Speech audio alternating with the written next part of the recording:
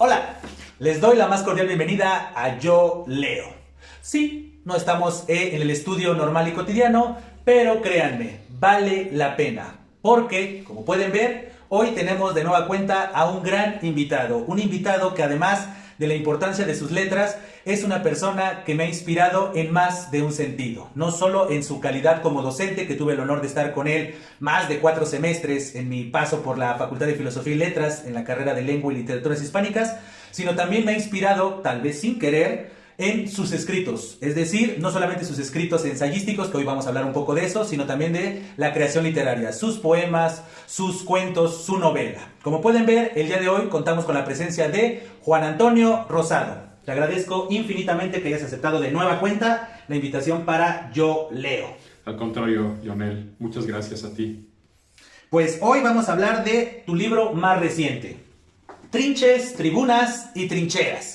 Esta joyita que pueden ver, bastante extenso, junta una serie de reflexiones, de ensayos sobre unos temas que desde mi perspectiva son importantísimos que reflexionemos como sociedad, no solo desde una perspectiva literaria y cultural en general, sino como una sociedad de a pie. O sea, si la cultura sí obviamente se hace por medio de las acciones de cada persona, pero muchas veces se relaciona la cultura solamente con las artes y así el status quo y demás, y no, muchas veces la cultura tiene más que ver con la vida cotidiana, y a lo largo de los ensayos sobre el arte, la moral y las letras que comprenden tu obra más reciente, justamente hace reflexionar eso. Y a mí, por ejemplo, la primera pregunta que te quiero hacer alrededor de esta obra es: ¿de dónde saliera ese decálogo que escribes, que es con lo que abres justamente el libro, ¿no? O sea, siguiendo este canon, ¿no?, de los 10 mandamientos bíblicos y demás, y de otras culturas que ponen estos decálogos. ¿De dónde surgió esa idea de la necesidad de construir ese verbo que tanto se usa hoy en día, de construir ese canon y tú hacer esta propuesta de decálogo? Mira, Leonel, es muy buena la pregunta. Yo también me la hice antes de empezar a reflexionar y pensar en todo esto.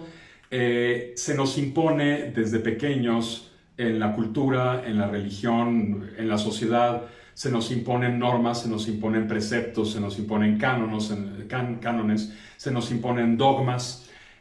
Muchos de esos dogmas que se nos imponen desde la infancia no corresponden ya a la época en que vivimos, ni al momento en el que estamos, ni a la sociedad en la que estamos ya forjando o estamos desarrollando, porque a nadie le cabe duda de que la sociedad en la que estamos ha sufrido cambios radicales. Y no estoy hablando de cambios radicales de la revolución industrial, ni siquiera de la revolución digital, sino cambios de hace 20 o 15 años al presente.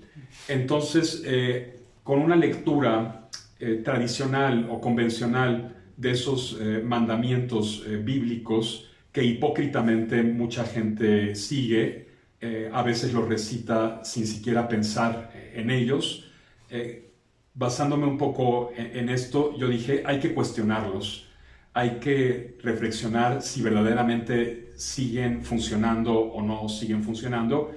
Incluso hay que reflexionar también si son o no pertinentes, muchos de ellos, y hay que también, ahora que vivimos en la globalización, en una pluralidad de culturas, en un multiculturalismo, también hay que ver si esos mandamientos se adecuan a esa pluralidad, a esa diversidad en la que en la actualidad estamos viviendo. Nada más piensa en el primer mandamiento: amarás a Dios sobre todas las cosas. Bueno, ¿por qué no a los dioses? ¿Por qué no? Hay gente que tiene un concepto de lo sagrado mucho más amplio que el meramente referido a un Dios en particular. Hay gente que tiene su propia concepción de Dios. Ya no estamos en la Edad Media, estamos en una sociedad plural. Amarás a Dios sobre todas las cosas, pero ¿a cuál Dios? Evidentemente al que te impone la concepción judeocristiana, que es un Dios unitario, un Dios único, un Dios celoso, un Dios que no admite otros dioses, que no admite otras maneras de creer, otras concepciones. Entonces, yo creo que uno, si quiere vivir, debe empezar por mirarse a sí mismo, por creer en sí mismo, cada quien debe creer en sí mismo y después ya adquirir otras creencias, tener la seguridad de sí mismo. Entonces, cada uno de estos ensayos, pues obviamente tiene como referente el mandamiento bíblico, pero es una reflexión, un cuestionamiento. Es preguntarles a esos mandamientos si todavía siguen. Y lo interesante es que después de toda la reflexión, pues cada ensayo termina con un pequeño mandamiento de 2, 3 renglones, que es la respuesta o la contraparte del mandamiento original. Es un poco... Quien hizo eso también en el cine fue Kieslowski. No sé si conozcas el Decálogo de Kieslowski, hay alguna película que tiene incluso 2 versiones, pero esto no tiene nada que ver porque Kieslowski es narrativo, te cuenta historias, mientras que aquí es ensayo, es ensayístico. Esa sería la diferencia. Y que creo que eso es muy importante, y para quienes no han tenido el honor de leer el libro y en consecuencia estas 10 propuestas, es muy interesante que así inicie el libro. Es justamente como que de manera indirecta, de manera implícita, le está diciendo al lector, voy a meterme con algo tan arraigado en la cultura, porque lo hemos permitido como cultura, de que estos son los 10 mandamientos y no lo cuestiones, ¿no? Es decir, nadie puede interpretar la Biblia, nadie puede interpretar, la mitología pues es mandato y no lo puedes cuestionar. Y que de repente un libro comience justamente a desglosar, a desmenuzar esto y que se comience a cuestionar qué tan práctico es. Es decir, la religión, que es algo tan importante, la divinidad, la espiritualidad es algo tan importante en las civilizaciones, o así nos han hecho creer la importancia de ello, desde mi perspectiva sí la tiene, pero lo censurable es el dogma, cuando no te dan permiso de justamente usar tu libre albedrío e interpretarlo. Entonces me llamó demasiado la atención eso, ¿no? Que el primer acercamiento al libro sea, voy a romper con esto, y justamente eso da pie a los demás ensayos que precisamente pretenden, desde mi lectura, hacernos cuestionar ciertos autores, ciertas temáticas, ciertos momentos. Y entonces que haya iniciado con algo tan fuerte, así como de, si no aguantaste estas 10 propuestas, los otros ensayos no te acerques. O sea, si a ti te molesta que se cuestione el status quo, si a ti te molesta que se cuestionen los dogmas, las creencias, o ciertas reglas, o ciertas verdades absolutas, pues mejor ni te acerques a las demás páginas, ¿no? A las demás casi 300 páginas que siguen de estas primeras 10 propuestas, no te acerques. Y eso creo que es algo que se agradece como lector, que te digan, así es el estilo, porque pudiste esto dejarlo al final. Es decir, aquí está la reflexión sobre la cultura, sobre la moral, y al final dejo el golpe, ¿no? El golpe que para alguien que es muy fanático en relación con estas creencias podría espantarse. Pues si te vas a espantar, espántate en las primeras páginas, porque automáticamente ya va a haber esta confrontación. Pero la invitación, como siempre, comunidad de Yo Leo, es, tal vez no estás de acuerdo con esto, pero lo más importante es cuestionarte por qué no estás de acuerdo. Quiero también, perdón por la interrupción, quiero decirte que yo en el fondo soy una persona religiosa, pero religiosa en un sentido mucho más amplio. Mi religión es el arte, mi religión es la literatura, mi religión es aquello en lo que yo creo, porque cada uno de nosotros no puede dejar de lado ni lo sagrado ni el mito. Lo que pasa es que eso sagrado, eso mítico que tú tienes, lo canalizas hacia lo que verdaderamente te interesa, a lo que te hace vivir, a tu fe personal. Yo creo, por supuesto, que la fe es algo fundamental, es algo muy importante, y tampoco creo que los mitos han dejado de existir. Creo que los mitos nos alimentan, creo que los mitos nos hacen seres humanos. Me parece que sin los mitos no podríamos vivir. Llegaríamos a la locura, a la crisis, al suicidio o a la destrucción misma de la sociedad. Entonces, lo que trata el libro, y concretamente esta parte a la que te refieres de los 10 mandamientos, es propugnar o inclinarnos hacia la pluralidad, hacia un tipo de sociedad respetuosa, tolerante, en la que en la especie humana quepan muchas especies humanas, porque yo estoy convencido de que no hay una especie humana, hay muchas especies humanas, y que la definición de ser humano no existe, porque se le ha definido de miles de maneras, pero el ser humano, justamente porque tiene conciencia, puede dejar de ser lo que es, puede ir evolucionando, puede ir transformándose, y no todos lo van a hacer igual. Entonces, es un ser incompleto que se está constantemente tratando de completar, constantemente, está cambiando. Y la propuesta de mis 10 mandamientos va por ahí. Es lo que yo observo, lo que yo siento que debe ser la sociedad. Tampoco creo que el arte deba estar divorciado ni de la moral ni de nada. O sea, el arte admite absolutamente todo lo que tenga que admitir. Sí, y eso es justamente, creo que es el área de oportunidad para ese eufemismo que ahora usamos hoy en día para decir los errores y demás y corregirlos, los problemas.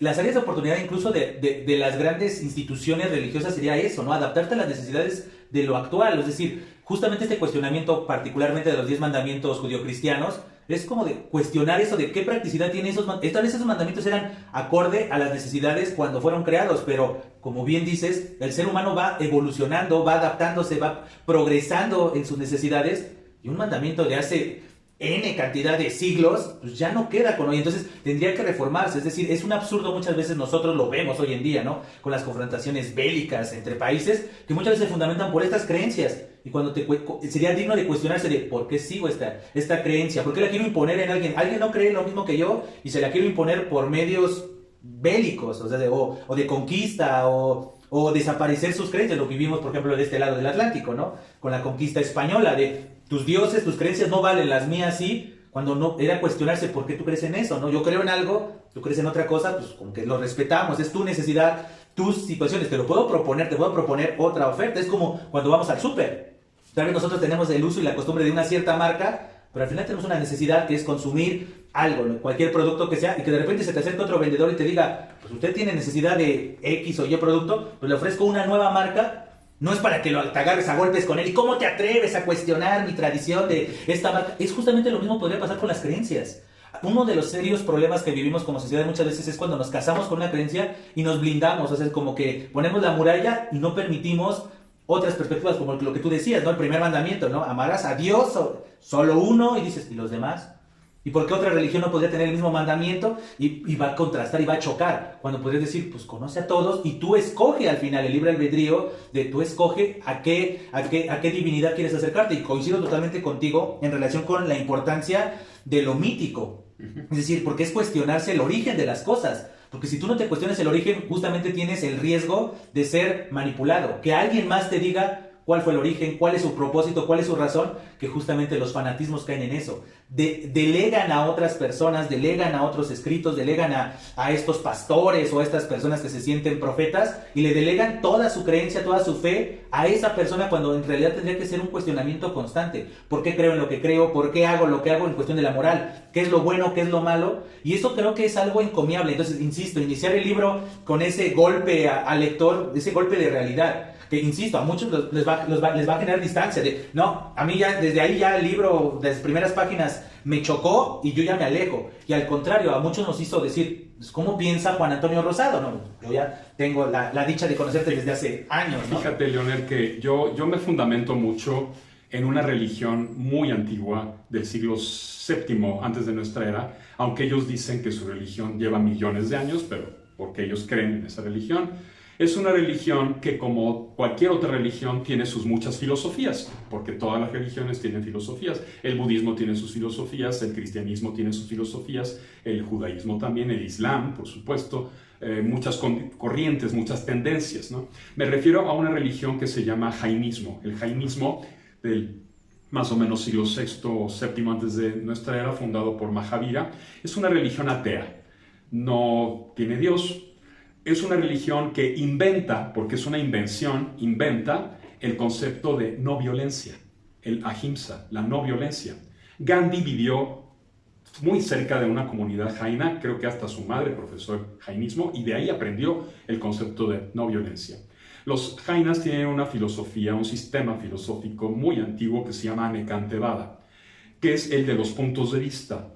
Y entonces lo que decían hace muchísimos, yo diría milenios ya, es que cada quien tiene su punto de vista de las cosas. Y ellos usaban mucho la alegoría o, pues sí, la parábola de los 6 ciegos que rodean al elefante. Entonces un elefante, un ciego, toca la trompa y dice que es una cosa X, la que sea, toca la pata, dice que es una columna, toca el colmillo, dice que es una espada, toca la oreja, dice que es un abanico, toca la cola, dice, y entonces cada ciego se aferra a su verdad. Ahí es donde empiezan justamente los dogmas. Entonces, la gente dogmática, esquemática, cuadrada, es la gente imposibilitada, que tiene sus propias limitaciones porque ella misma, su cultura, sus padres, su tradición, se las impusieron y le resulta muy difícil romperlas. Cuando uno no rompe esquemas, permanece con los mismos errores toda la vida. Uno sigue siendo celoso, uno sigue siendo envidioso. Hijo de padres divorciados, te vas a divorciar. Hijo de padre conflictivo o de madre conflictiva, vas a ser conflictivo. Entonces vas a continuar la tradición. Y entonces mucha gente cree en algo no porque esté convencida, sino porque se siente segura en su tradición. Entonces es la gente así conservadora, conserva esa tradición, se siente segura en ella y le es difícil romper con esa por más que ella misma se lo cuestione.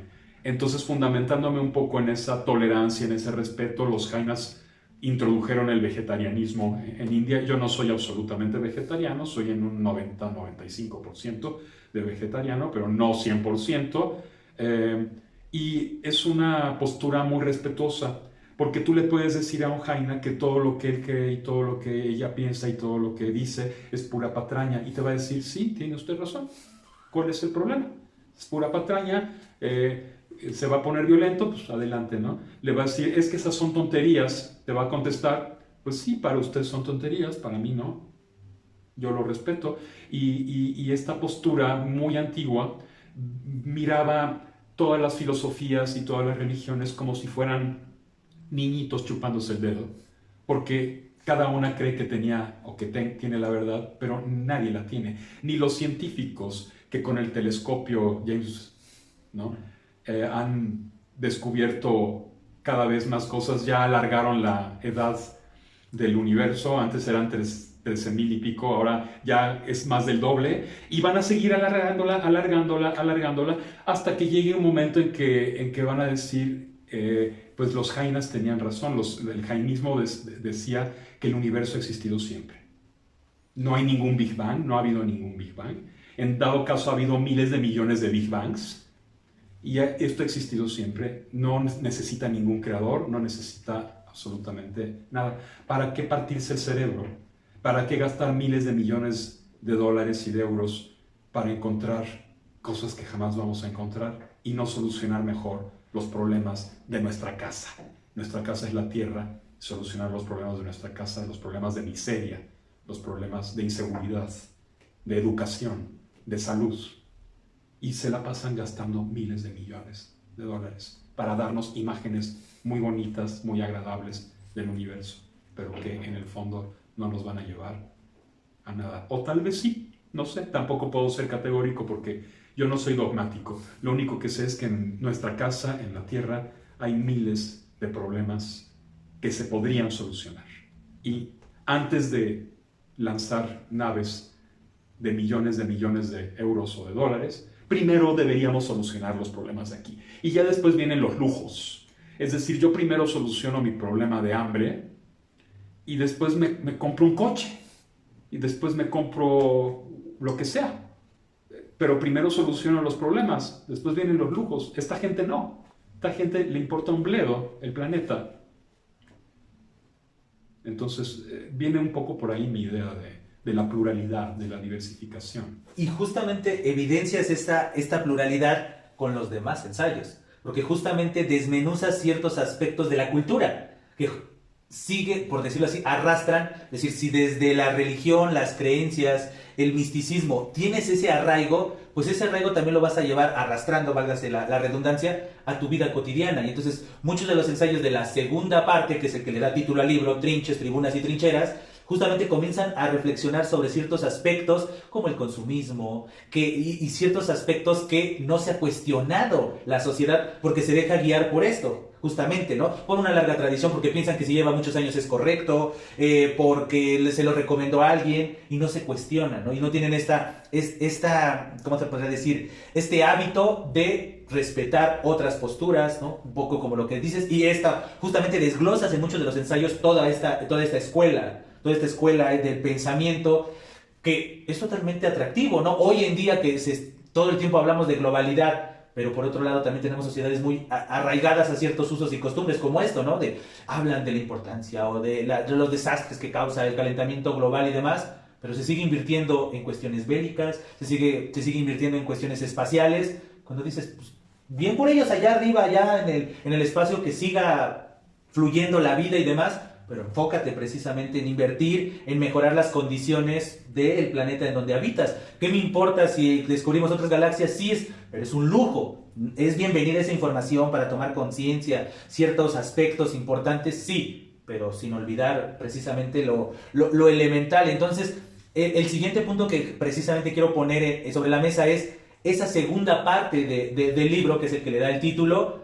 ¿Cómo surge esta inquietud de escribir ensayos desmenuzando aspectos muy puntuales de la cultura? Por un afán de cuestionar, de preguntarme. Yo creo que el ensayista debe preguntarse cosas. El investigador también, por supuesto. Si no se pregunta cosas, si lo tiene todo solucionado, si está en una posición dogmática, si está sentado en una verdad inamovible, pues entonces ¿para qué reflexiona? ¿Para qué escribe?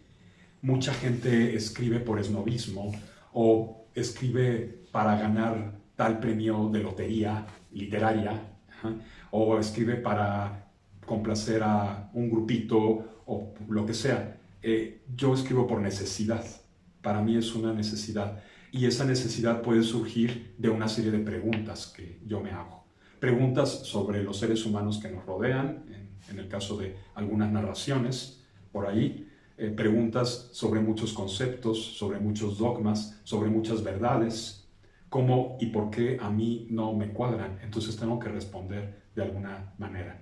También, ¿por qué no escribir sobre lo que te gusta, sobre lo que te agrada, sobre aquellas obras que tú admiras? Porque pues, no todo es negativo, en el mundo hay de todo, hay todos los matices posibles. Yo no creo ni en lo bueno ni en lo malo. Lo bueno y lo malo son conceptos inventados, también son inventos. En este caso incluso sabemos el nombre del inventor.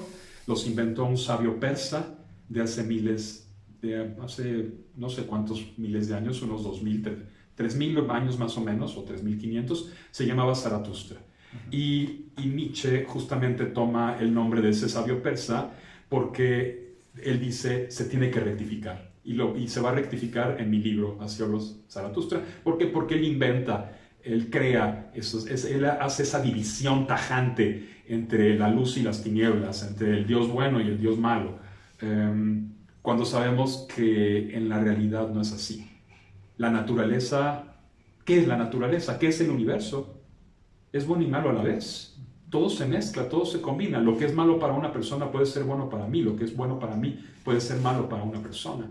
Volvemos a la cuestión de los puntos de vista, a la ambigüedad moral que en el fondo existe. Entonces tenemos que fijarnos en los casos concretos y de ahí la idea de desmenuzar, la idea de observar.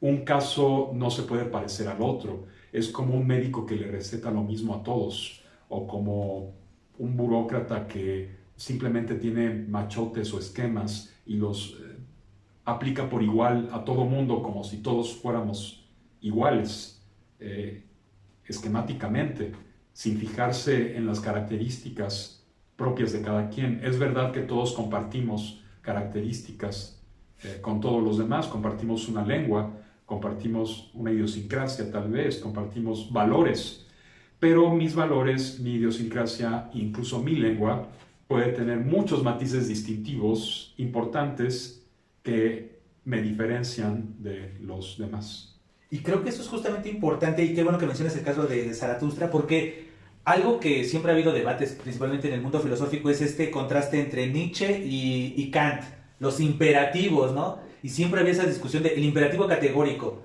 y justamente no tienen esa flexibilidad. Yo me recuerdo hace unos años con una kantiana que discutíamos eso, ¿no? Del imperativo categórico, y ella me quería convencer pero es que por eso se llama imperativo categórico, porque aplica en todos los casos, y yo siempre le cuestionaba, es que no, con que haya una excepción, deja de ser un imperativo, y todavía para acabarla categórico. Entonces esa es una de las grandes contradicciones de la sociedad. Alfonso Reyes decía que la excepción no confirma la regla, la excepción no recuerdo las palabras exactas, pero la idea es que la excepción más bien cuestiona, critica la regla. Y esto lo dijo Reyes a raíz de también algo categórico que había dicho José Ortega y Gasset. Entonces Reyes dice pues, que la filosofía es, poco ya lo había dicho también Musil y muchos otros habían dicho que es tirana. Quiere sistematizar, dice Musil, es como un ejército, como una especie de ejército, como un opresor. Entonces, pues no, con una excepción que haya, ya, no es que confirme ninguna regla, es que simplemente más bien la cuestión. Se la cuestiona, o te tienes que cuestionar si esa es la regla. Tal vez tendrías que hacer otra cosa, porque insisto, ahí es donde entra este carácter como cientificista, ¿no? De 1 más 1 son 2. Pues sí, porque hemos llegado a ese convenio social, pero podemos cuestionarnos eso. Hay números transfinitos y dentro del 1 puede haber 0 punto lo que sea. Entonces, bueno, eso es algo práctico que nos sirve para la cotidianidad cuando vamos a la tienda y pedimos 2 refrescos, 1 más 1, 2. Bueno, pero ya viendo los detalles, no necesariamente es así. Sí, y es justamente lo que tú cuestionas en muchos de tus ensayos, es eso, ¿no? Como el eurocentrismo.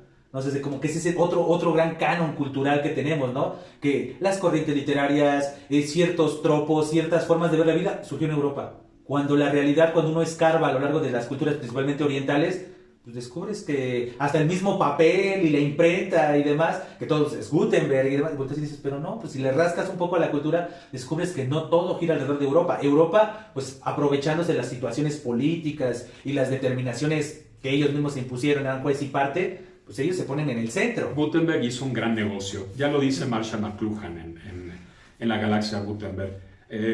Los chinos inventaron una imprenta que solo les servía para cuestiones mágicas, religiosas. La misma dificultad de los ideogramas chinos no permitían gran cosa. Bueno, viajó la descripción de la imprenta a Europa. Muchos trataron de imitarla. Gutenberg la hizo bien y de ahí el gran negocio. Sí, y es justamente y el paso de los copistas a los impresores no fue de la noche a la mañana. Fue un proceso muy largo y yo lo estaba comparando la otra vez, hace unos días, curiosamente, estaba reflexionando sobre esto y es un poco el mismo paso de la máquina de escribir a la computadora. Es el mismo paso que está ahora padeciendo mucha gente en la era de la digitalización, en la era digital, porque yo estoy convencido de que estamos viviendo una nueva era. Y no sé tú eres muy joven, pero yo viví todavía la era de la máquina de escribir, en la que todo se tenía que, sí, copiar y pegar, pero con pegamento y con tijeras, cortar y pegar con tijeras, ¿no? Y ese paso de la máquina de escribir a la digitalización, ese paso del libro impreso al libro digital, pues ha sido equivalente, toda proporción guardada, al paso que hubo entre los copistas, que eran libros carísimos, de los copistas, que además era una cultura oral. Todo pasaba por los oídos, todo el conocimiento pasaba por los oídos, los exámenes en las universidades eran orales, todo era oral, los libros se memorizaban, se aprendían de memoria, se recitaban de memoria, completos, y la imprenta lo que hizo fue arruinar todo eso, lo fue arruinando poco a poco, la oralidad descendió considerablemente, por eso yo admiro mucho a los cuentacuentos, a la gente que trata de persistir. Estas vías nuevas como YouTube, la misma televisión, pero más YouTube porque aquí hay interacción, son importantes porque es como un retorno a la época tribal, a cuando todavía hablábamos. Sí, y hoy en día todavía la evolución de esta era digital va a un paso todavía más, que es esta situación de las inteligencias artificiales. O sea, que ya está sustituyendo la tecnología, por decirlo así, a las grandes masas, porque una sola persona le da la orden a la inteligencia artificial en cuestión y te puede crear todo. O sea, incluso jalando agua a nuestro molino, que es la literatura, yo le puedo pedir a una inteligencia artificial que escriba un cuento. Obviamente todavía no mejora, todavía no puede sustituir cabalmente, pero si sigue puliéndose, puede correr el riesgo. Lo va a hacer de una manera muy esquemática, muy robotizada, sin el alma, sin la subjetividad, sin la impresión de un ente que ha vivido, y nada más va a tomar trocitos de aquí y de allá y va a construir una especie de monstruo de Frankenstein, un pastiche ahí lleno de cadáveres, y cualquier detector de plagio lo va a detectar de inmediato, tal porcentaje de tal autor, tal de otro, y ya. Entonces eso no está perfeccionado, eso todavía interviene mucho la subjetividad, todavía interviene mucho la intimidad. Yo sí estoy convencido de que el verdadero arte es un reflejo de la subjetividad, de la intimidad, de lo propio de cada quien, y aunado a la a la técnica, al oficio, al dominio de un oficio. La inteligencia artificial puede dominar un poco esta parte técnica relativamente, pero nunca va a lograr una originalidad, una expresión propia, una expresión individual, subjetiva, personal. Pero mi miedo es que la sociedad no se dé cuenta de eso, que poco a poco se vaya haciendo tan cotidiano ese tipo de constructos comunicativos o artísticos y que la gente no logre filtrar. Para eso es la educación. Exactamente. Justamente la educación es fundamental, prevenir a la gente, advertirle de esos peligros y que no se deje llevar por ellos, que los tome como se toma una sopa enlatada. Es decir, una cosa es que yo haga una sopa o un platillo con todos los ingredientes, con todo el amor, la subjetividad, porque la gastronomía es un arte, por supuesto que lo es. Y otra cosa es comprar comida enlatada, comida industrializada, y es un poco lo mismo. El cuentito industrializado pues se basa en esquemas ya muchas veces que tienen éxito y seguirán teniendo éxito mientras no eduquemos a la gente a buscar algo novedoso. Entonces, o educarla para que encuentre cosas diferentes, va a seguir en los mismos esquemas. Entonces lo mismo, no es lo mismo una sopa hecha por ti que una sopa enlatada, en lo más mínimo. Y lo mismo pasa con esto, cuentitos industrializados, primero un poco artesanales, luego llegan a la industria y se producen casi de manera artificial. Todo enlatado, todo empaquetado, todo, yo creo que toda proporción guardada va por ahí. Sí, pero justamente creo que eso tenemos que tomar conciencia, porque si no corremos el riesgo de que el nuevo dogma sea impuesto por las grandes corporaciones, por los grandes consorcios que manejan estas tecnologías. Porque si la gente se olvida solamente se queda con la mirada agacha a su teléfono y no alza la vista a ver la realidad y demás, se puede correr el riesgo como sociedad. Y ahí coincido totalmente contigo de la importancia de cuestionarnos. Desde la trinchera que pueden ser las aulas o los libros, precisamente, ¿no? Claro. Los libros creados por gente que cuestiona, gente o que simplemente explica el por qué cree lo que cree. Es un poco siguiendo esta escuela de pensamiento que nos compartías y que también la desglosas y la desminuzas a lo largo de muchos textos de este libro. Eso es justamente la invitación a quienes nos están viendo, a que se cuestionen, a que investiguen, a que alcen la cabeza a la realidad, que no creen ciegamente en lo que ven en las pantallas, porque a veces ya los grandes profetas de hoy ya no son personas, sino son gente en una pantalla. Y hoy en día de esta cuestión, de este boom de la inteligencia artificial, de que ya una imagen, puedo yo agarrar mi cara y alguien puede ponerme en mi boca palabras. Hoy en recientes fechas ha habido estos fraudes, ¿no? De poner a ciertos personajes que tienen influencia en la sociedad, diciendo que inviertan en ciertos productos y ciertas empresas, y como tenemos ese afán social de delegar cierta toma de decisiones a ciertos personajes que admiramos, ¿cuántas personas no han sido defraudadas porque no tienen ese filtro de cuestionar de si será cierto y buscar en otras fuentes? Si te ciegas en una cuestión y en algo tan íntimo como podría ser la espiritualidad, la religión, pero también en algo tan cotidiano como el hacer, el invertir el dinero, el gastar, eso es justamente, creo que es importante esto. Siempre he dicho que debe haber una educación para Internet, porque ya lo dijo Tonac, es una memoria incontrolable. Está absolutamente todo. La peor porquería al lado de lo mejor del pensamiento, está todo mezclado. Sí. No como en una biblioteca, que hay una organización. Aquí es algo caótico, Internet es algo caótico. Entonces esos fraudes son muy, muy comunes. Sí, y justamente porque la gente también poco ha sabido cómo organizar esa información. Es decir, tendría que tener esa capacidad, es como si fuera una enciclopedia. Tiene que haber educación. Desde las primarias tiene que haber ya una educación para Internet, una materia especial para educar a la gente a seleccionar, a filtrar.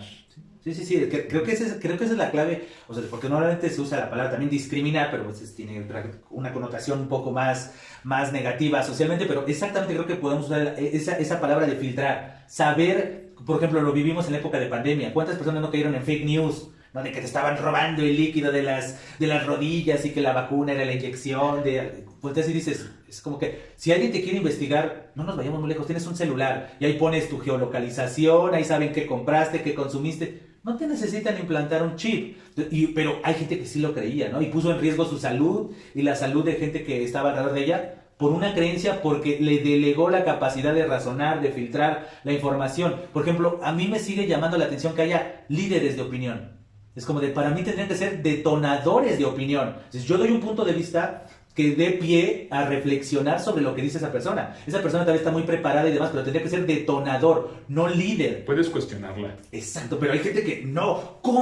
¿Tú quién eres? Él tiene el doctorado. Sí, pero el doctorado no te quita lo tarugo, no te quita el error, porque no eres experto en todo. No eres todólogo. Exactamente, entonces justamente por eso obras como la tuya, yo te agradezco justamente eso, porque cuestionas, muestras tu cuestionamiento, pero a su vez invitas a cuestionar. O sea, como que Trinches, Tribunas y Trincheras no es una Biblia en el sentido de está la verdad absoluta, al contrario, es tu percepción, tu perspectiva, y hay cosas, hay textos, hay fragmentos donde uno va a coincidir totalmente y otros en donde no, pero que precisamente invitan a cuestionarte por qué no coincido, por qué yo contrasto con esta idea. Y eso creo que es justamente lo que necesitamos constantemente. Esa es nuestra capacidad, supuestamente, ser racionales, cuestionarnos, no simplemente basarnos en instintos, sino basarnos en argumentos bien estructurados, bien ordenados, en miras de una mejora personal que se va a ver reflejada en una mejora de nuestra colectividad. La idea es hacerse preguntas, hacer que el lector se haga preguntas y no tanto darle verdades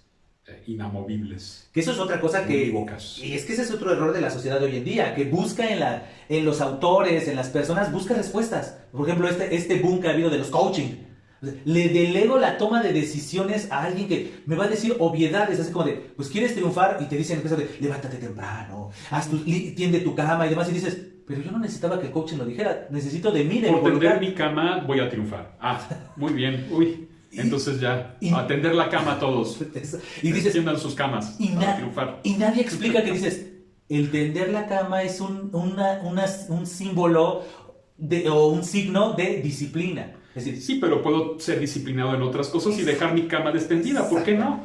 Puedo dejar la cama extendida y ser disciplinado en lo que me interesa ser disciplinado. Pero el mensaje tendría que ser disciplinado en lo que sabes que te va a producir satisfacción, ganancias, lo que quieras, dependiendo cuál sea el interés. Pero te venden estas frases así románticas, romantizadas y demás, y volteas y dices, ¿cómo hay gente que paga eso, dedica tiempo? O sea, uno ve los 10 libros más vendidos y todos son de superación personal, de autoayuda, y cuando dices, pero si hasta en el nombre dice autoayuda, tú mismo tendrías que conocerte, tú mismo tendrías que hacer una reflexión sobre quién eres, qué haces, qué oportunidades tienes para mejorar eso, para mejorar a su vez tu situación. No necesitas que alguien más te lo diga. O sea, si la fórmula del éxito fuera tan fácil, pues nada más habría un libro de autoayuda, porque ese sería la fórmula perfecta. El esquemita infalible. Exacto. Y ese también es otro gran problema que tenemos como sociedad, el querer esquematizar todo. Y justamente eso contrasta con lo que tú bien nos decías. Cada persona tiene su percepción. Para alguien puede ser absurda, aburrida y loca, pero para ti te funciona, a ti te brinda, te satisface, te llena, tienes una vida plena. Para otra persona no le funciona, pero para ti sí. Es como estos políticos que le dan más importancia a otras cosas que a la educación o a la cultura, porque para ellos no sirve. Bueno, para ellos no sirve porque no les produce dinero, pero para mucha gente es lo esencial. Y para gente como tú o como yo, pues la literatura, el arte es lo esencial, es lo que nos alimenta, es lo que nos hace vivir. Y entonces, evidentemente para mí no es algo inútil, todo lo contrario. Es lo más útil que hay. Y cuando una sociedad ha accedido a ese estado estético, lo que Schiller llamaba, que es muy utópico si quieres, ese estado en el que ya te puedes dedicar a la ciencia, al arte, al conocimiento, a la investigación, a la producción de textos, de lo que sea, artesanales, a la artesanía, al arte en general. Cuando lleguemos a ese punto, ya no seremos una sociedad que se está todo el tiempo dividiendo, peleando, ya no seremos una sociedad política, ya no estaremos en ese estado, lo que Vasconcelos llamaba el estado político. Sí. Y desgraciadamente en nuestro país no pasa de ahí. Ya lo platicaba con una amiga en otra ocasión, no pasamos de ser un país de políticos, comerciantes y políticos, no pasamos de ahí. Sí, y lo preocupante es que todo lo ven desde una perspectiva capitalista, o sea, que les retribuye algo tangible como lo es el dinero, ¿no? Y otra situación que también preocupa de esto que comentas de buena manera es que esas personas son las que toman decisiones. Eso es lo más grave. Eso es lo preocupante, cuando supuestamente vivimos una democracia y es la voz del pueblo y demás, pero en este afán de no pensar, de no cuestionarte, delegas. Voto por tal persona y que esa persona toma las decisiones por mí. Lo más importante es la educación.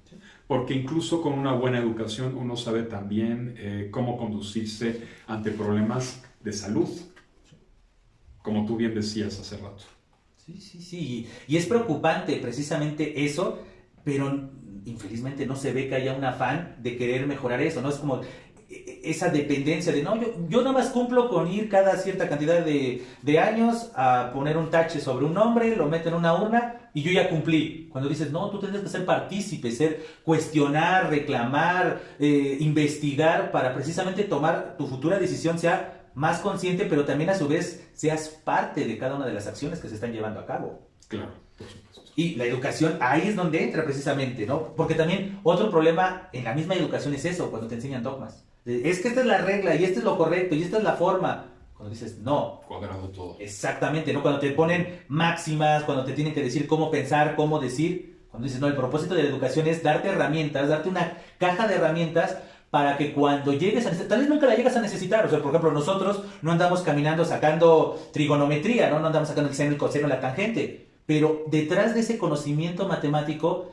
adquirimos una herramienta que tal vez, o una habilidad, o un hábito que nos sirve hoy en día, aunque no sea así tan visible y tan tangible como estar sacando la fórmula y sacar las tablas, nada por el estilo, pero muchas veces caen en estos discursos y en consecuencia en estas prácticas de si no lo ves no vale, y caen en eso justamente comercial y político. Caen en lo normativo, en lugar de tratar de ser un poco más descriptivos y mirar lo que ocurre en la realidad, y a partir de esa mirada reflexionar y pensar qué es lo mejor para un país, qué es lo mejor para una comunidad. Ya deja un país, una comunidad, una pequeña sociedad, una ciudad, un pueblo. Todos los problemas, hacer una lista de todos los problemas y tratar de ir solucionando poco a poco cada uno de ellos. Por medio de preguntas, más que de respuestas. Porque cada comunidad, pensemos por ejemplo en las comunidades indígenas, cada una tiene sus necesidades distintas, diferentes. No puedes aplicar los mismos códigos a todos, porque es como si pensaras que todos los cuerpos son lo mismo. Yo siempre he creído que cada uno de nosotros, cada ser humano, tenemos por lo menos 3 edades. Tu edad biológica no corresponde muchas veces con tu edad psicológica o emocional, y tu edad psicológica o emocional no corresponde muchas veces con la edad cronológica, porque está la cronológica, está la biológica y está la emocional y la psicológica.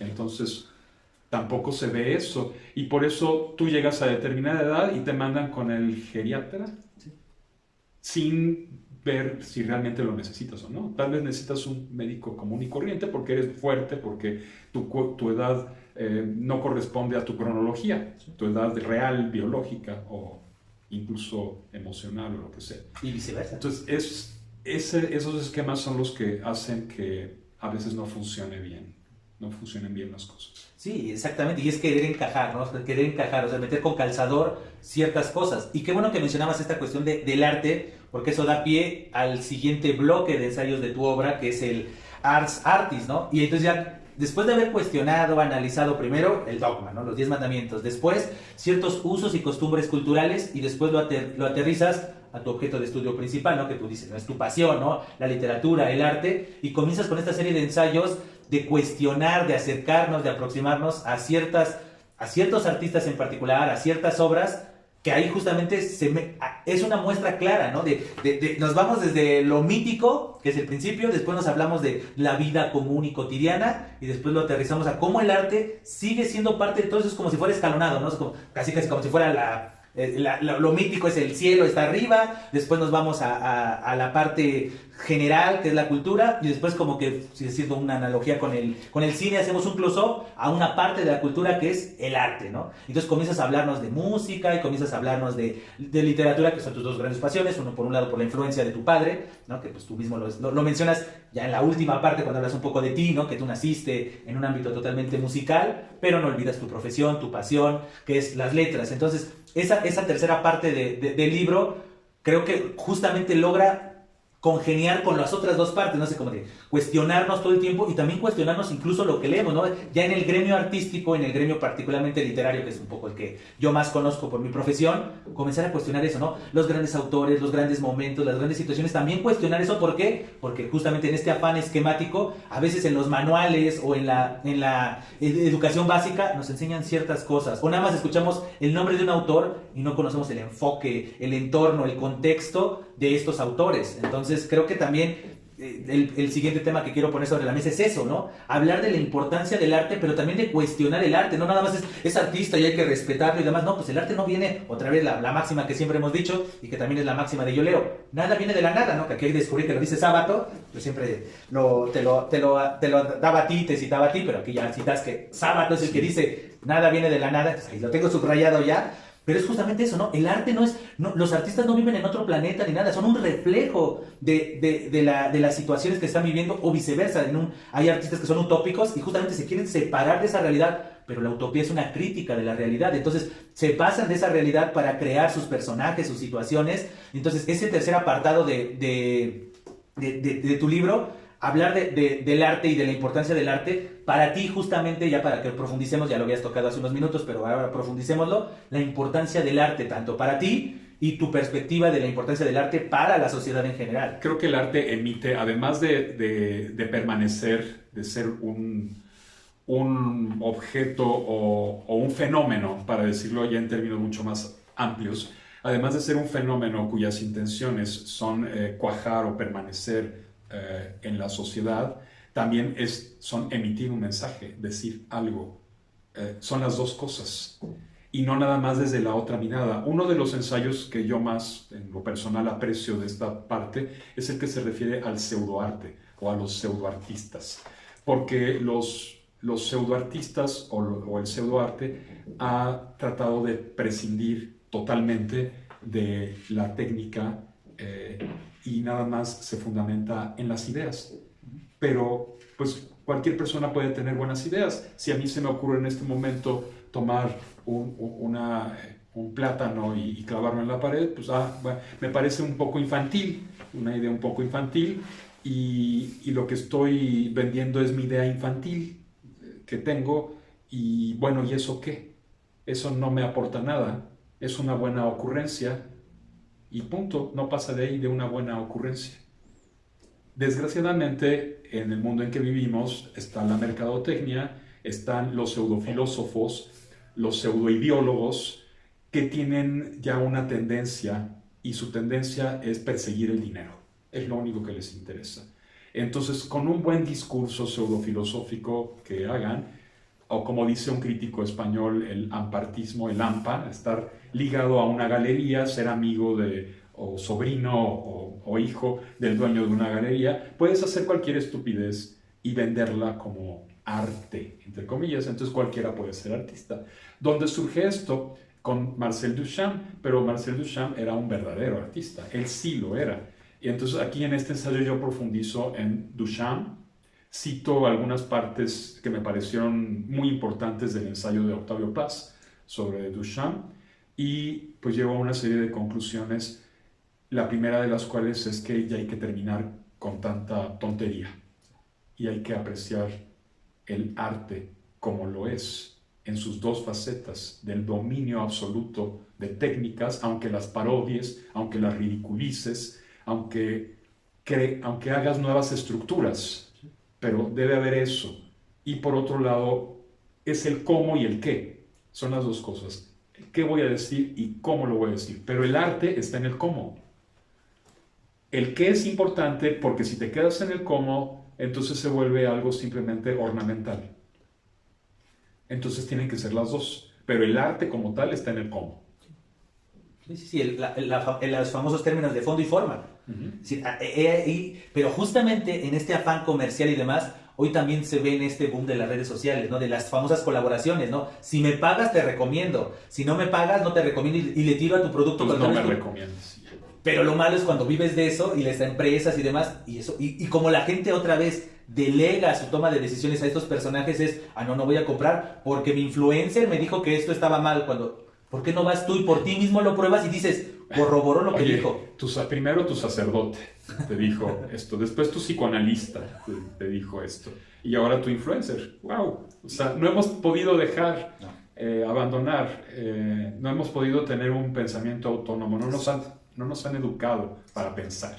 No nos han enseñado a pensar. Y eso es justamente lo que yo espero, comunidad de Yo Leo, que esta charla esté invitándonos a cuestionarnos, a preguntarnos el por qué hacemos lo que hacemos, por qué somos lo que somos, si es en realidad nos vamos siguiendo un dogma o en realidad es algo genuino que nace de nosotros. Por ejemplo, otro de los ensayos que me llama la atención de este tercer apartado es sobre el plagio, que es ahora tan común, el mínimo en México, en el contexto de México, que ha venido una luz de políticos que en sus inicios profesionales o para querer cumplir el trámite, porque justamente lo que yo cuestiono es eso, ¿no? Lo que yo razono es, pues ellos plagiaron porque a ellos no les interesa, o sea, ellos tenían otros intereses y vieron en el plagio el mecanismo para poder sacar ese trámite burocrático que se llama titularse y demás, pero el plagio incluso en el arte, ¿no?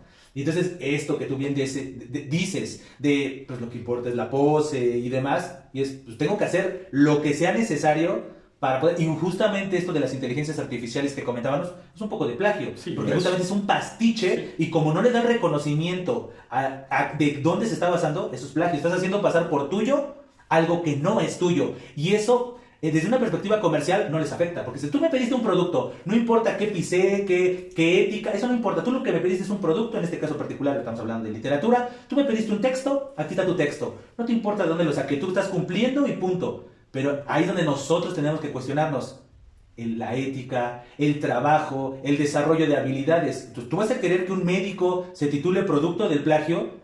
El trámite ya lo cumplió, ya tiene su título y cédula, un abogado, cualquier profesionista.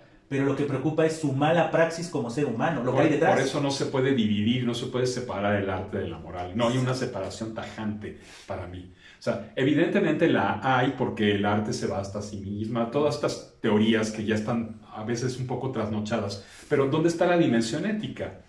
El arte es un producto, es un fenómeno social. No nada más es un fenómeno individual. También es social, también es comunitario. Lo vemos desde la prehistoria. Ahí están las cuevas de Altamira, las cuevas de Lascaux, el pozo de Lascaux, lo que quieras. Desde hace 10.000 años lo estamos viendo, desde las primeras producciones artísticas. No se puede desprender de una sociedad, no se puede desprender de una época, no se puede desprender de las instituciones. La teoría del arte por el arte es totalmente trasnochada, fue importante en su época porque Cousin trató de separar la moral por la moral, la religión por la religión, el arte por el arte, para que la moral y la religión no se metieran tanto en el arte, no metieran tanto sus narices, pero en su época había un tipo de moral muy específico, un tipo de religión que estaba sometiendo al arte. Ahora estamos otra vez volviendo a eso. También hay un sometimiento, también está lo políticamente correcto, cuando simplemente podrías no leerme, simplemente podrías no ver la obra y ya, punto. No tienes por qué, o denunciar si alguien realmente está diciendo cosas nazis, pues denúncialo. Si está haciendo una apología del nazismo, denúncialo. Y ya, ponlo ahí y exhíbelo. Ahora es muy fácil hacer esas cosas. Pero tampoco se trata de caer otra vez en esas ridículas teorías de la inutilidad del arte, de la pureza del arte. No hay nada puro. Y también es otra cuestión que dice Sabato. No hay algo totalmente, no hay una novela totalmente pura, no hay un arte totalmente puro. Y el arte también es un producto de la sociedad. Y la sociedad pues, se rige con valores, y se rige con leyes, y se rige con normas. Por lo tanto, el arte tiene que lidiar también con eso, contemplar sus límites, hasta dónde, que sí, que no, a qué público quiero llegar, a qué otro público no quiero llegar, si lo que voy a hacer va a estar muy acotado para determinada gente, si no lo va a estar. Sí, y es justamente esa es la importancia del arte, ¿no? Es darle voz al hubiera, darle voz a las posibilidades, hacer conocer otras perspectivas. porque si no caemos justamente en estos dogmas. Al hubiera y al es también. Y al es, exactamente. Porque lo que hizo Picasso con el Guernica fue el es. El es, sí. El Guernica es una masacre, sí. Y él la pintó en ese cuadro, y no puedes desprender ese cuadro de la masacre. Entonces sí, es el hubiera, es el es, y también puede ser el será. Sí. Sí, porque existen las posibilidades de un futuro mejor. Las distopías.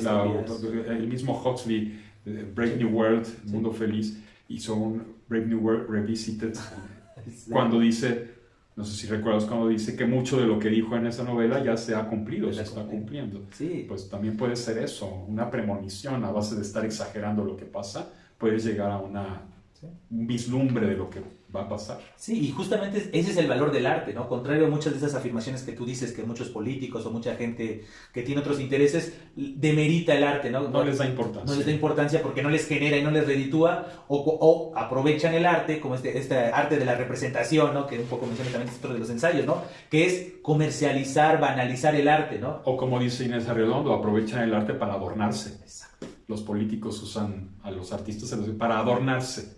Sí, cuántas fotos no hemos visto, ¿no? De expresidentes cuando eran presidentes, rodeados de intelectuales y demás, pero pues no se les pegó nada, ¿no? No se les pegó nada, dijeras, no, se rodeaba ellos para nuevas perspectivas y no. No, o sea, y después cuando uno rasca en la historia y descubres que esos políticos le pagaban a esos intelectuales, no para aprender de ellos, sino para que ellos hablaran bien de esos políticos, y entonces otra vez en esta sociedad de delegar de... Cortesanos.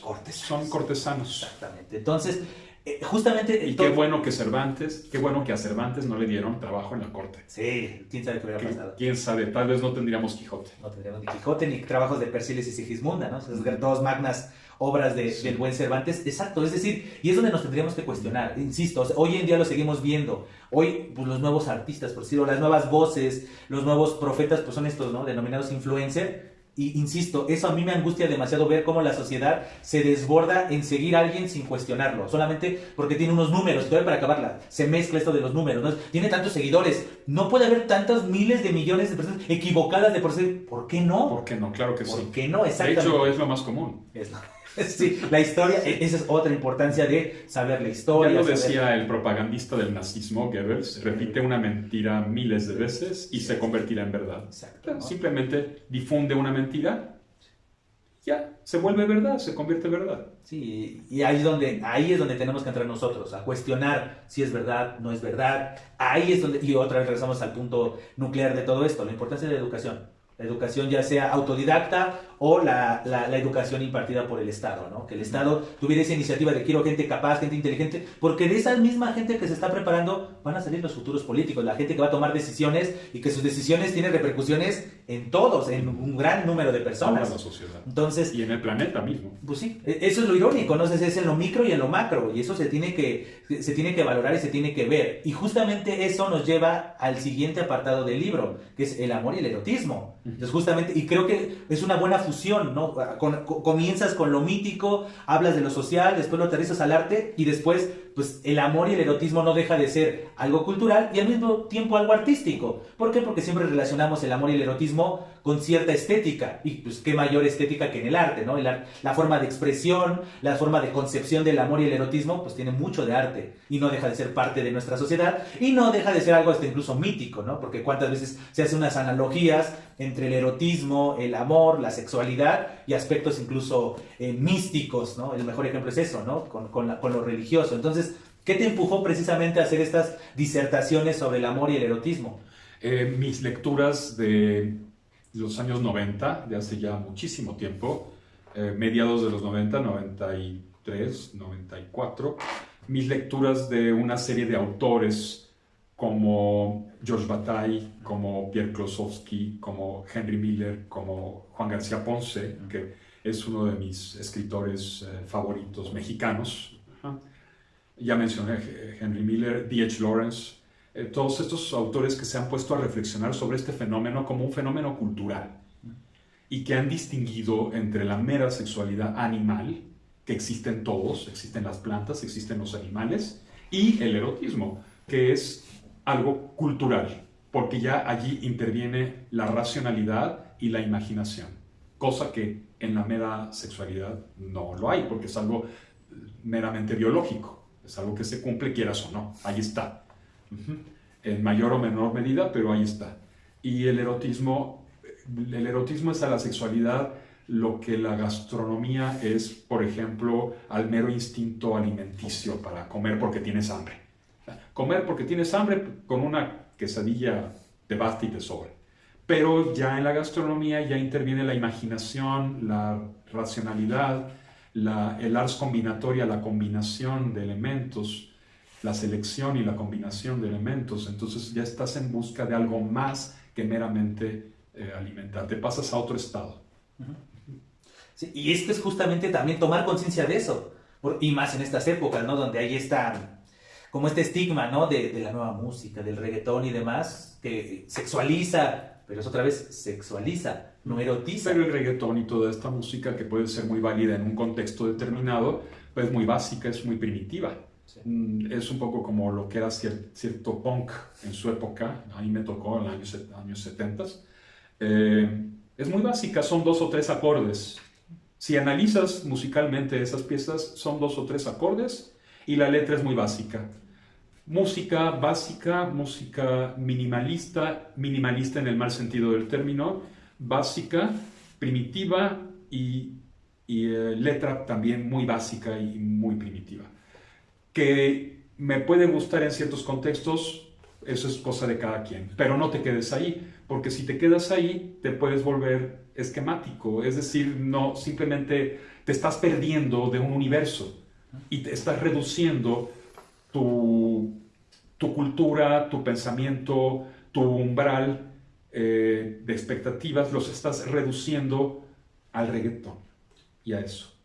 Escucha tu reggaetón, a mí en lo personal no me gusta, escúchalo todo lo que quieras, pero también ábrete a otras propuestas y va a llegar un momento en que si te abres muchísimo a otras propuestas estéticas, verás que eso básico te puede traer muy buenos recuerdos de cuando lo escuchaste, cuando besaste a tu novia por primera vez o a tu novio o lo que sea, o cuando fuiste al cine con fulano, con fulana.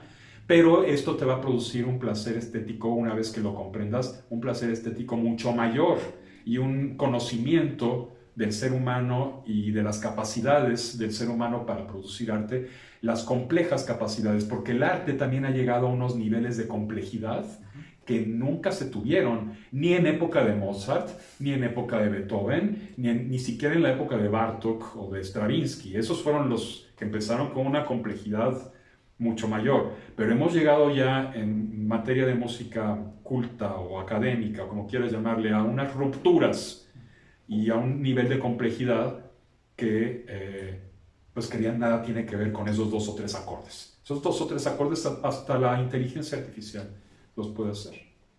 Sí, y ahí es donde entra este valor humano, ¿sí? Porque si la inteligencia artificial lo hace, significa que no tiene una subjetividad, una intención más allá de cumplir. Una intimidad. Sí, exacto. Y en el caso del erotismo, en cuestión de emociones, pues la intimidad es algo fundamental porque te vuelves vulnerable, estás mostrando tu ser más profundo a alguien y eso pues, implica un riesgo. Pero si simplemente lo banalizas y lo sexualizas, pues dices, pues ahí sí no... Lo animalizas. Lo animalizas, exactamente, y pierde entonces esa condición que es muy importante. Se vuelve meramente biológico. Exacto, y la importancia de la estética, de lo que estamos hablando, ¿no? La estética te genera una emoción, y las emociones son algo complejo, no es algo tan simple, no es algo instintivo. O sea, se basa en el instinto, pero se complejiza y se transforma en una emoción. Sí, porque la racionalidad y la imaginación lo transfiguran totalmente ya en otra cosa. Ya se vuelve algo premeditado también. Sí. Un poco como pues lo que decía Alfonso Reyes, el arte, la literatura concretamente, es algo premeditado. Sí, y justamente, qué bueno que citas este aspecto de Alfonso Reyes y de la importancia de la lengua, el habla y demás, porque eso nos lleva al siguiente apartado de tu libro, que es justamente los más placeres de la lengua, ¿no? Que quienes no recuerden, comunidad de Yo Leo, pues la anterior charla con Juan Antonio fue justamente sobre ese libro, ¿no? De los placeres de la lengua, y ahora como que haces este retomar la importancia de la lengua en su expresión artística, usada principalmente en la literatura, y comienzas a hacer una serie de ensayos sobre obras, sobre autores, sobre el mismo manejo per se de la lengua, de los lenguajes, y toma total sentido más porque estás en un ensayo. La materia prima del ensayo sí es la razón, pero la razón llevada a la palabra. Es literatura de ideas. Exactamente. El ensayo. Entonces, que profundices en estos placeres de la lengua, pues como que consolida tu compromiso con la materia prima de la que tú vives, te apasiona, que es la palabra, la expresión, ¿no? No solamente la palabra, sino la palabra llevada al extremo de la reflexión, el análisis, la disertación, la invitación a que las personas que te leen, que te escuchan, hagan lo propio. Entonces, este apartado, más allá de lo que estoy diciendo, es por qué profundizar sobre este aspecto que ya tenías un libro previo, hasta incluso con el mismo apartado. Porque son otros ensayos distintos y ya sabemos que esto es infinito. Y que puede surgir otro libro de ensayos donde haya más placeres todavía de la lengua, si van surgiendo pues más apreciaciones sobre obras literarias y sobre el fenómeno mismo, sobre el fenómeno lingüístico, sobre la lengua misma, que la lengua es materia prima de la literatura, como todos lo sabemos. Y aquí no estoy siendo específico de oral o escrita, no importa, porque ya sabemos que en la antigüedad hubo incluso poetas analfabetos que no sabían ni leer ni escribir, los hubo, porque todo era oral. Ya lo dijimos hace rato, todo pasaba por los oídos, pero la palabra esencial sigue siendo la palabra esencial. No importa si la dices oralmente o si la escribes. La palabra esencial es la palabra que se queda, es la palabra que te impacta, es la palabra que permanece o que tiende a permanecer. Y la otra es pues se refiere nada más simplemente a la inmediatez, a lo inmediato, a lo que usas únicamente con el fin de comunicarte. Como cuando comes una quesadilla porque tienes hambre, te la comes. También igual es muy rica y lo que quieras, pero otra cosa ya es la alta gastronomía.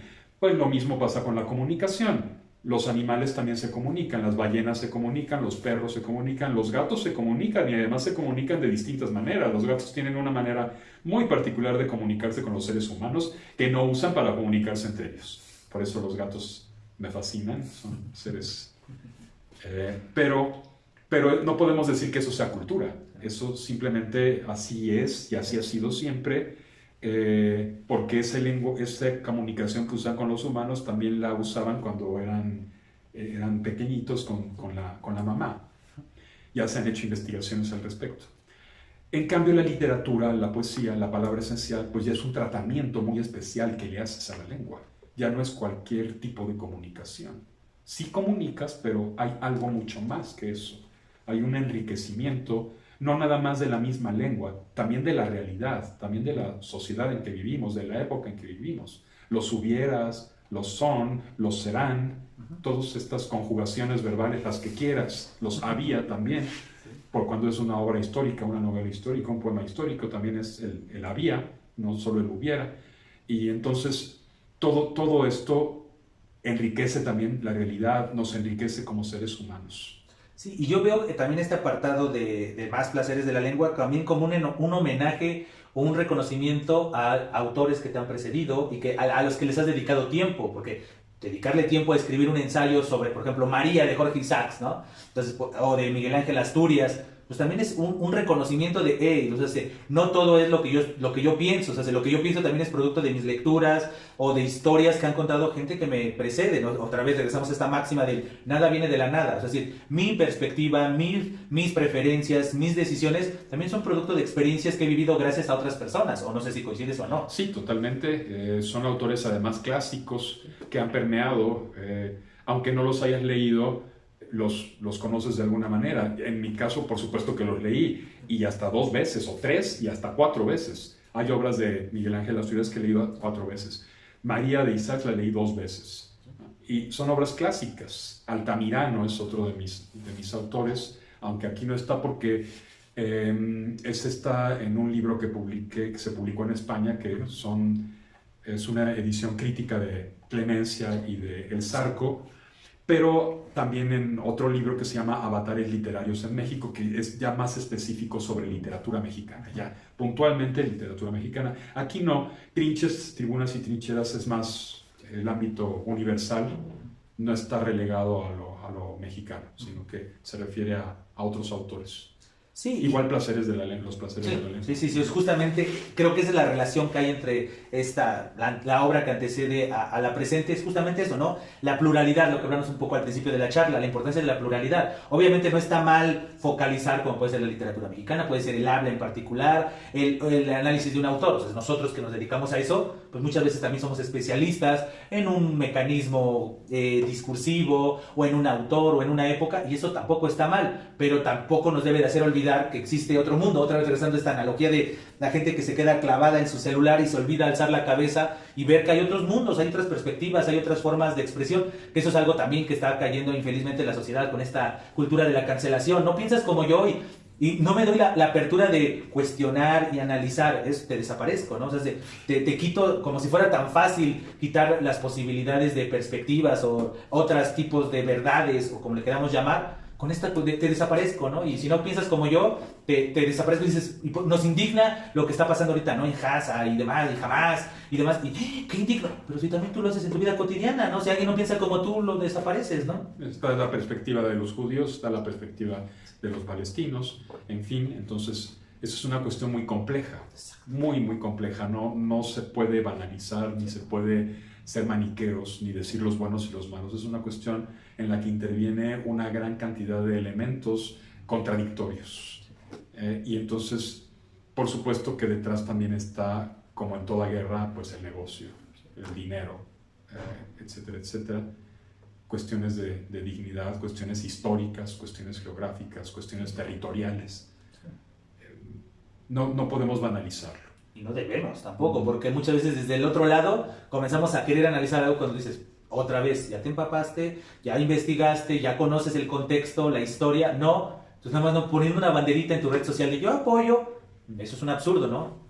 Y además algo interesante, Internet tiene cosas muy negativas, como lo que dijimos, esa memoria sin control, ese caos, pero también es un espacio de pluralidad, de diversidad.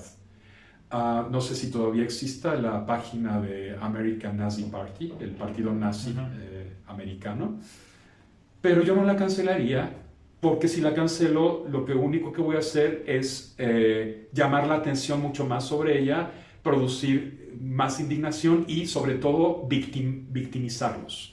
Cuando tú cancelas una obra literaria, cuando tú cancelas a un autor, lo único que estás haciendo es darle más publicidad y lo estás volviendo víctima, lo estás victimizando. Se han cancelado pasajes de las obras de Agatha Christie en nuevas ediciones. Una obra que Agatha Christie dijo tal cosa, le puso tal título, ahora aparece con otro título, aparece cancelado. ¿Qué hacen los que sabemos o los que saben? Van a buscar las ediciones originales. ¿Y qué haría un editor con otra mentalidad? Reproducirlas, piratearlas, reproducirlas. Aquí está la versión original de Agatha Christie. ¿Qué hizo la hermana de Nietzsche? Censuró todos los pasajes de Nietzsche que hablaban bien de los judíos, que hablaban en contra de los antisemitas. Nietzsche habló muy mal de los antisemitas, los atacó. ¿Qué hizo la hermana? Censuró todos esos pasajes para hacerlo pasar como un disque filósofo nazi. Eso lo hizo y eso lo denunció Georges Bataille en su época, en la Segunda Guerra Mundial. Bueno, ahora está pasando lo mismo al revés. Ahora no hay censura sino cancelación. Entonces tal autor habla mal de los negros, de los judíos, de los mexicanos, de los guatemaltecos o de los que quieras, lo cancelo.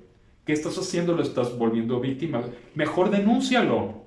Mejor di, este autor es un racista, este autor es un misógino, este autor está... Y además eso también nos daría la curiosidad de saber si realmente es nazista, si realmente es misógino, porque puede ocurrir que lo que están haciendo es descontextualizar, sacar de contexto algo que dijo y ponerlo en otro contexto para poner en boca de ese autor lo que jamás dijo. Si tal vez un personaje creado por él o por ella es el misógino y automáticamente una mala lectura de pensar de que el personaje es un reflejo del autor o de la autora. Bueno, eso es una pésima lectura. Ahí sí haría falta educar a la gente para que lea. Porque si yo en un cuento o en una novela pongo a un asesino o a un psicópata, eso no significa que yo lo sea. No. Simplemente estoy mostrando al psicópata. En una ocasión se le recriminó a Gorky que por qué trataba trataba pues con cierta condescendencia, con cierta simpatía a unos ladrones. Gorky respondió: mi deber como narrador es mostrarlos. El deber de la policía es capturarlos y juzgarlos y llevarlos al tribunal. Punto. Yo no soy policía, yo soy narrador. Entonces, no me confundan con mis personajes. Mis personajes son mis personajes. Y como bien decía Juan Rulfo, hay que matar al autor. Sí, y es que esa es la chamba del lector. El lector tiene que entender por qué se escribió la obra, por qué dices, esa es justamente la chamba del lector. O sea, así como el autor hizo su chamba de crear los personajes, crear la historia, crear el ambiente, el lector también tiene una obligación. Y tú como lector no puedes, o sea, por ejemplo, algo que yo vivo como docente, cuando mis estudiantes dicen, no me gustó la obra porque no la entendí. Y mi respuesta inmediata es, eso no habla mal del texto, habla mal de ti.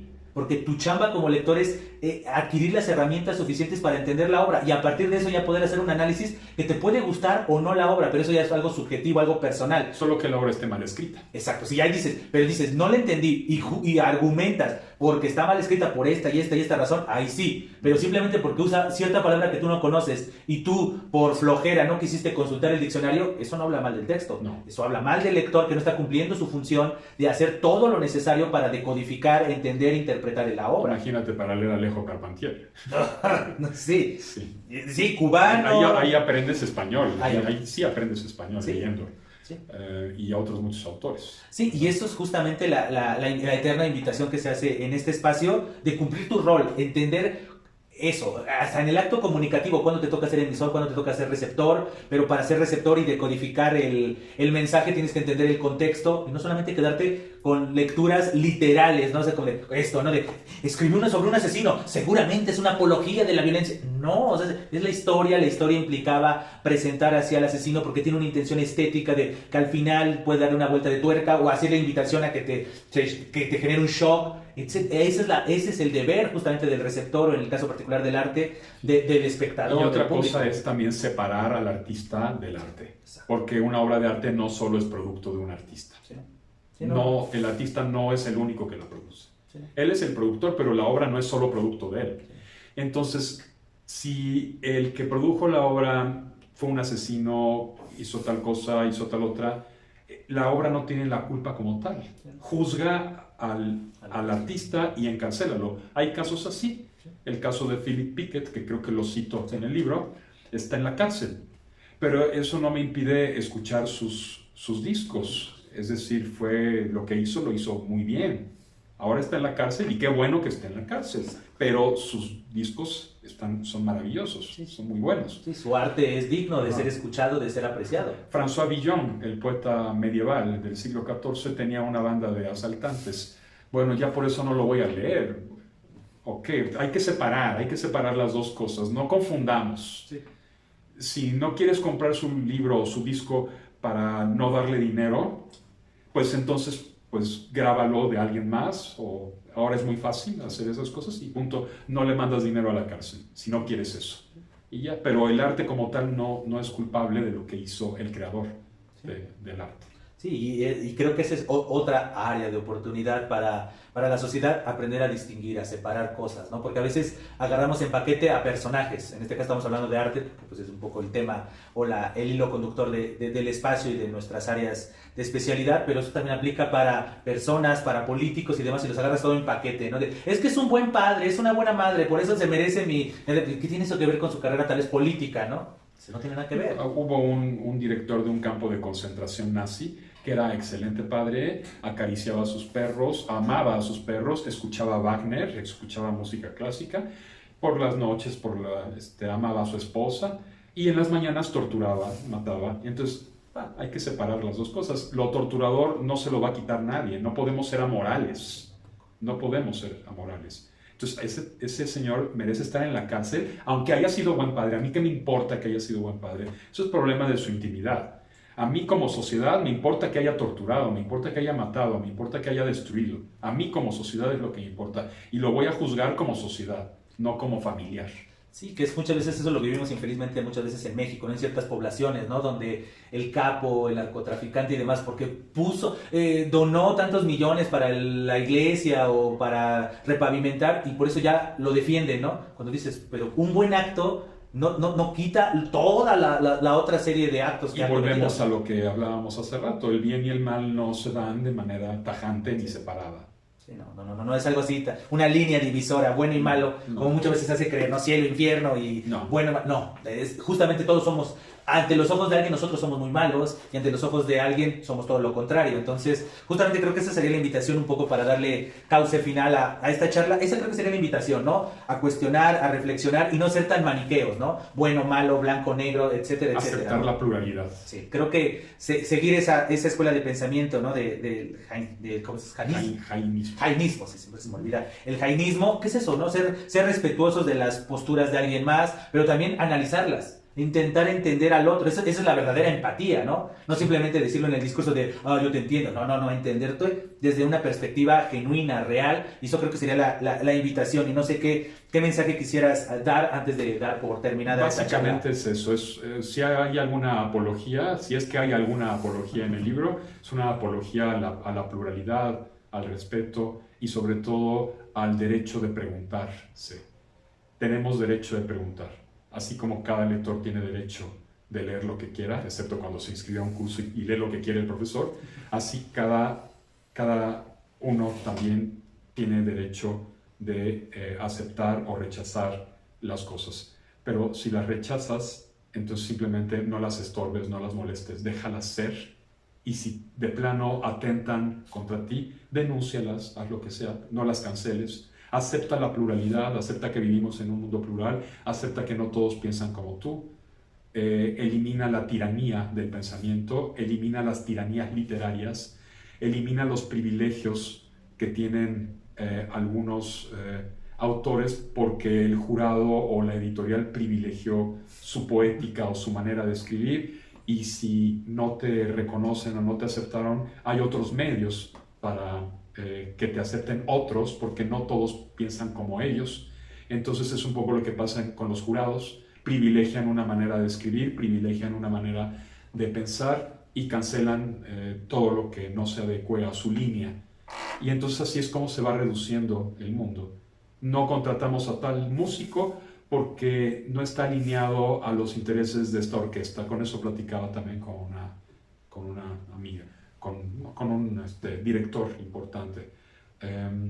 Entonces, pues no se trata de eso. Se trata de aceptar la pluralidad y simplemente vivir en distintas comunidades, una pluralidad de comunidades. La sociedad está hecha con una pluralidad de comunidades. Si tal comunidad habla de determinada manera, que hable de determinada manera, que hable con lenguaje inclusivo y que hable como quiera, pero que no me lo imponga, que no me lo trate de imponer, porque eso es una tiranía, eso es fascismo.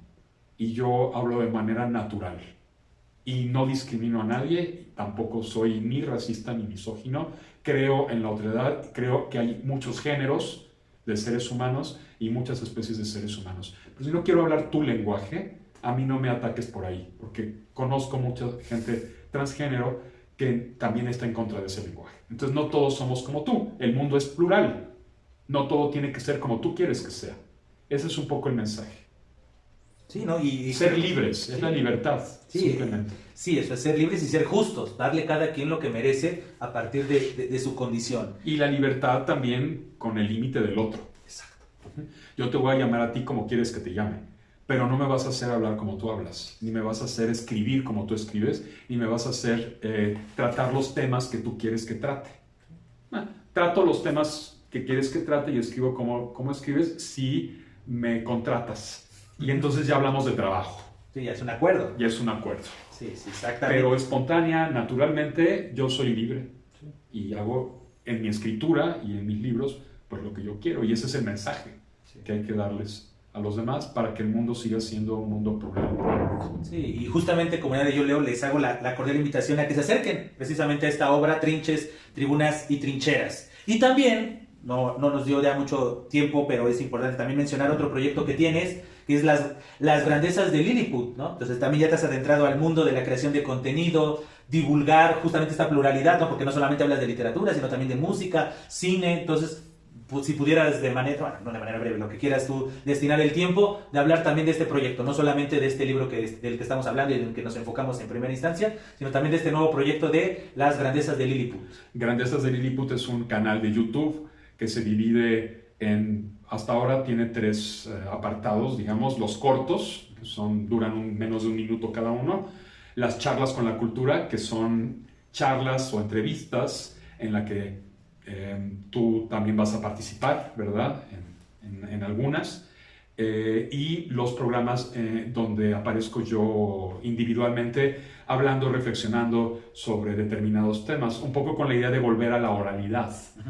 Porque incluso cuando Ambrosio empezó a leer en silencio, se le quedaban mirando raro en su época. Los libros fueron hechos también para leerse en voz alta, y de ahí la importancia de la sonoridad, de ahí la importancia de la voz humana.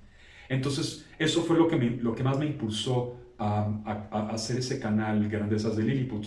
El nombre viene de una columna semanal que yo tuve con Huberto Batis en el suplemento Sábado de 1+1, por allá por los años 90, 95, por ahí. Y a su vez el nombre proviene, ya lo sabrán, de la obra de Jonathan Swift, que es Los viajes de Gulliver. Los viajes de Gulliver. Grandezas de Lilliput también es un libro inédito. Espero publicar pronto, basado en esa columna semanal que tuve pues con Huberto Batis, que ya falleció, pero fue nuestro maestro, no sé si a ti también, ¿no? No tuve el honor. Ajá. Era muy especial, ¿Sí? Huberto Batis. No, ahora lo cancelarían. Sí, hoy sí. Hoy lo cancelarían definitivamente, pero obviamente yo no lo cancelaría, lo más mínimo. Hay que aceptar a la gente como es. Y de ahí viene el nombre. Y pues espero que también se acerquen a este canal, Grandezas de Lilliput, y que yo leo y Grandezas de Lilliput sigamos teniendo colaboraciones, sigamos teniendo comunicación y unamos fuerzas en pro de la cultura, sin ninguna tontería de competencias. Yo no creo en eso, nunca he creído en eso. Yo creo que cada fenómeno es único e insustituible, y que cada obra es única e insustituible. Y dejemos las competencias para los fabricantes de cremas para la cara, o para los fabricantes de zapatos, o si quieres para los deportistas, o los editores de alguna manera que también quieren hacer una edición del Quijote mejor que la edición del Quijote de la otra, y así, ¿no? Entonces uno se va por la mejor edición, pero en este caso no, aquí no vale. Aquí son cuestiones muy diferentes que se complementan. Yo creo más bien en la complementariedad, más que en la competitividad. Sí, ¿no? Y al final, pues no, es de todo lo contrario, tenemos un mismo fin, que es divulgar, darle la palabra, ejercitar la oralidad, divulgar el arte, divulgar los estilos, las técnicas. Entonces sí, al final, pues, comunidad de Yo Leo, justamente en la descripción de este video voy a compartirles la liga de este nuevo proyecto que está encabezando Juan Antonio, precisamente las Grandezas de Lilliput, y váyanle a dar cariño. Suscríbanse, comenten, acérquense, propónganle temas, autores, y al igual que como yo lo hago con ustedes, como yo leo al final de cada video, pues exactamente, ¿no? Con Grandezas de Lilliput es exactamente lo mismo, la intención es la misma, ¿no? Que ejerzamos nuestra libertad en ese sentido, por eso no es competencia, es justamente todo lo contrario, ¿no? Es complementar otra perspectiva, otro estilo, otra duración, en todos los sentidos, ¿no? Desde edición, bla, bla, bla, bla, todos esos vericuetos de la creación de contenido, pero al final el trasfondo es el mismo, ¿no? Y pues también les acordé la invitación, insisto, ¿dónde se puede conseguir Trinches, Tribunas y Trincheras? En Amazon México se consigue. Entonces, de igual manera, les comparto entonces 2 ligas en la descripción de este video, tanto el del proyecto de Grandezas de Lilliput y el link que los va a llevar a Amazon México para que ustedes también puedan tener sus Trinches, Tribunas y Trincheras y lean toda esta serie de ensayos que intentamos en esta charla un poco desglosar, desmenuzar, pero que ustedes lo lean y hagan sus anotaciones como yo lo hice, marcar esos ensayos que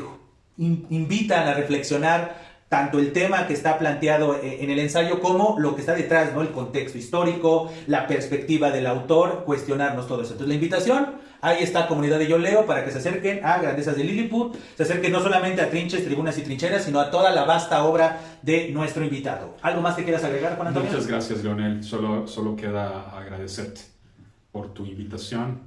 A ti y a tu audiencia, y espero que tu canal siga teniendo éxito y que se difunda cada vez más entre toda la comunidad intelectual, artística y lectora de este país y de los países hispanohablantes, porque eso es lo que nos une a toda esta gran sociedad hispanohablante. La lengua es lo que nos une todavía.